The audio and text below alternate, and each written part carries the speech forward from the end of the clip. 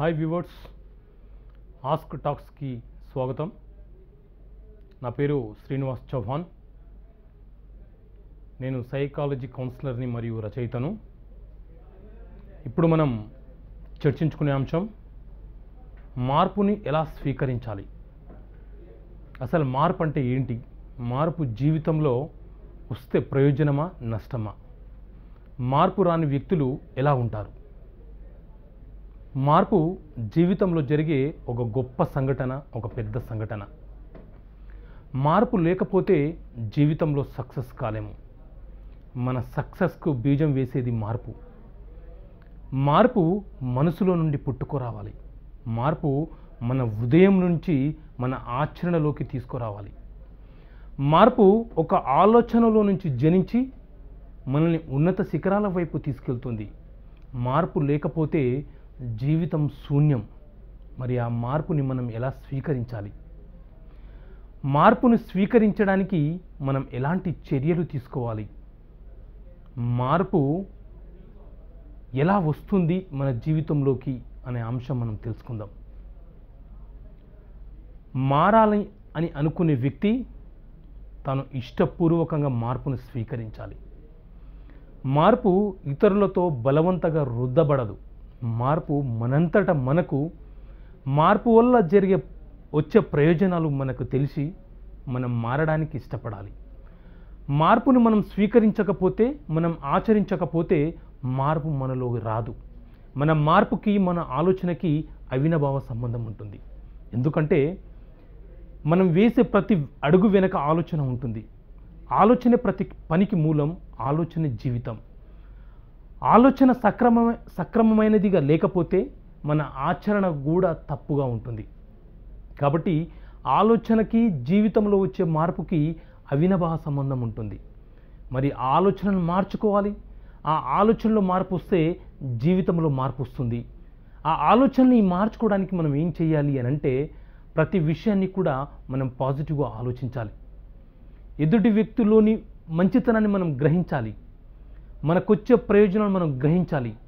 సమాజంలో ప్రతి వ్యక్తి గుర్తింపు పొందాలి, మెప్పు పొందాలని కోరుకుంటాడు. అది ఎప్పుడు సాధ్యం అంటే మనం మారినప్పుడే సాధ్యం. మనం గతంలో చేసినటువంటి తప్పులు పదే పదే చేయడం వల్ల మనకు చెడు పేరు వస్తుంది తప్ప మంచి పేరు రాదు.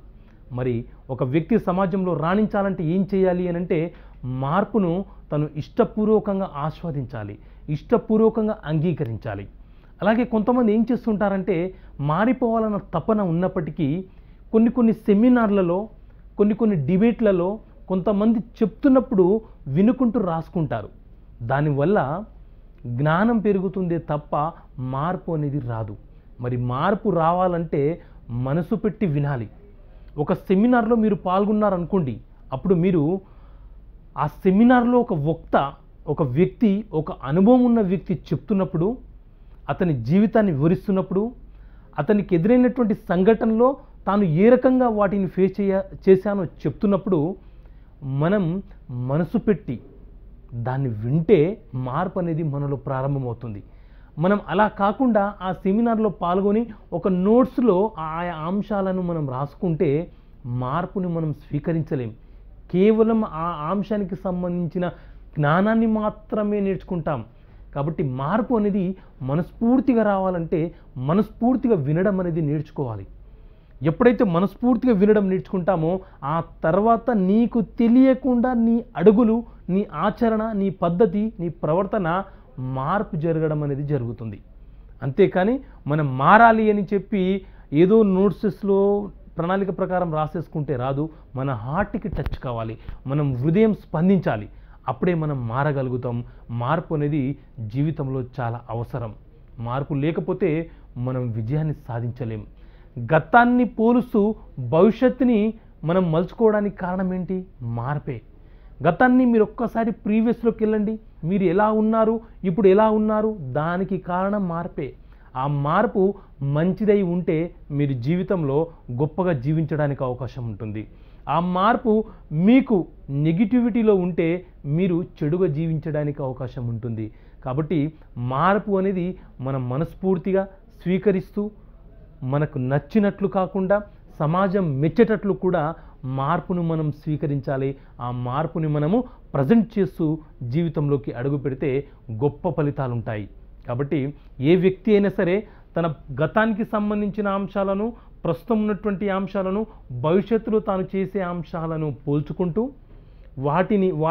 వాటి యొక్క లోపాలు బలాలను బెరుజు వేసుకుంటూ తాను మార్పును స్వీకరిస్తే జీవితంలో గొప్ప మార్పు వస్తుంది. గొప్ప మార్పు వచ్చినప్పుడే మనకు గొప్ప పేరు వస్తుంది.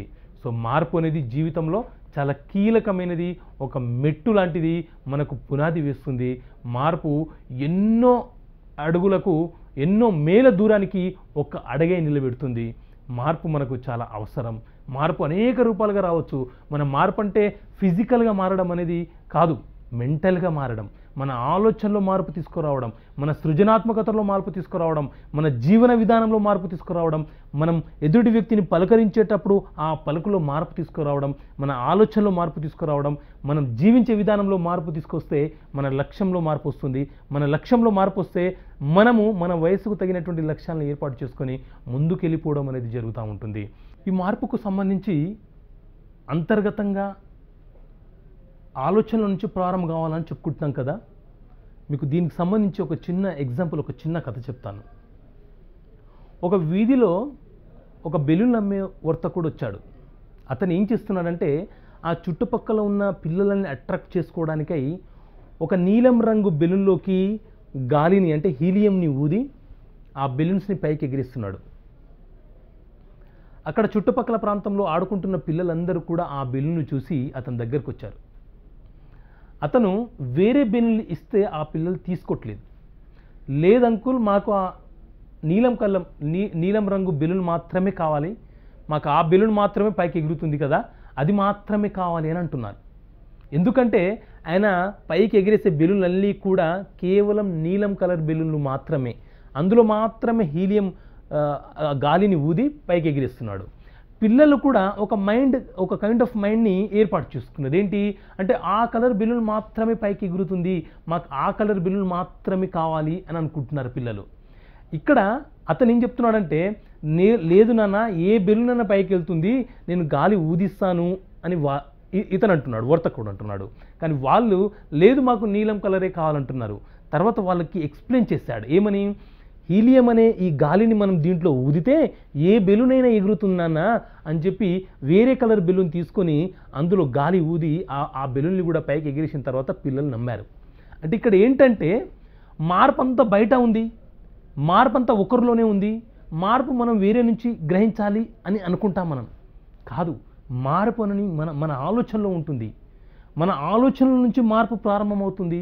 ఆలోచన నుంచే మార్పు ప్రారంభమై అది ఆచరణలోకి వస్తుంది. ఆ మార్పును మనం ఎంతో ఇష్టంగా స్వీకరించాలి. అట్లాగే ఒక ఖైదీ ఒక నేరం చేశాడని చెప్పి ఒక జైల్లో బంధించారు. అది చీకటి గది, చీకటి కోట. గత కొన్ని సంవత్సరాలుగా ఆ కోటలో అతను ఉంటూ ఆ జైల్లో అలవాటు పడిపోయి తాను బయటికి రావట్లేదు. అతని శిక్షాకాలం పూర్తయిపోయింది. శిక్షాకాలం పూర్తయిపోయిన తర్వాత అతన్ని బయటికి తీసుకొచ్చారు, విడుదల చేశారు.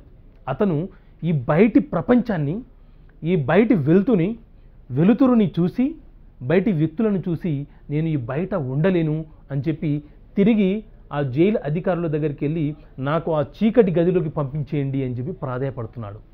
చూడండి ఇక్కడేం జరుగుతుందంటే, ఇతని విషయంలో ఏం జరుగుతుందంటే, అతను తన ఇష్టపూర్వకంగా మారాలి, సమాజంలో మారి నేను సమాజానికి అనుగుణంగా బ్రతకాలి అని చెప్పి ఇష్టపడట్లేదు. అంటే మార్పు అనేది మన ఆలోచనలో ఉన్నప్పటికీ మనం మారాలని తప్పించాలి. మారాలని నిన్ను నువ్వు తప్పించకపోతే ఎలా మారగలుగుతావు? ఎవరైనా ఎదుటి వ్యక్తి నిన్ను మార్చాలని ప్రయత్నం చేస్తున్నప్పుడు అతను ప్రయత్నం చేయగలుగుతాడు, కానీ నిన్ను బలవంతంగా మార్చలేడు. నువ్వు మాత్రమే అనుకుంటే, నువ్వు మాత్రమే మారాలి అని నీలో నువ్వు ప్రారంభిస్తే తప్ప నువ్వు మారలేవు. అప్పుడు మాత్రమే మార్పు సాధ్యమవుతుంది. మార్పు అనేది బయట ఎక్కడో ఉంటుంది, సమాజంలో ఉంటుంది, కుటుంబంలో ఉంటుంది, వాతావరణంలో ఉంటుంది అని అనుకోవడం భ్రమ. మార్పు అనేది మన ఆలోచనలో మాత్రమే ఉంటుంది. ఆ ఆలోచనల నుంచి మార్పు అనేది జనిస్తుంది. ఆ ఆలోచనల్ని మార్చుకుంటేనే మార్పు అనేది సాధ్యమవుతుందని మనం గ్రహించాలి. అంటే మార్పు మనలో ఉందన్న విషయం మనకు తెలిస్తే తప్ప మనం మారలేము. కాబట్టి ముందు మార్పు అనేది ఎక్కడ మొదలు కావాలి అని అంటే మన ఆలోచనలో మార్పు మొదలు కావాలి. అప్పుడే మనం మారడానికి అవకాశం ఉంటుంది.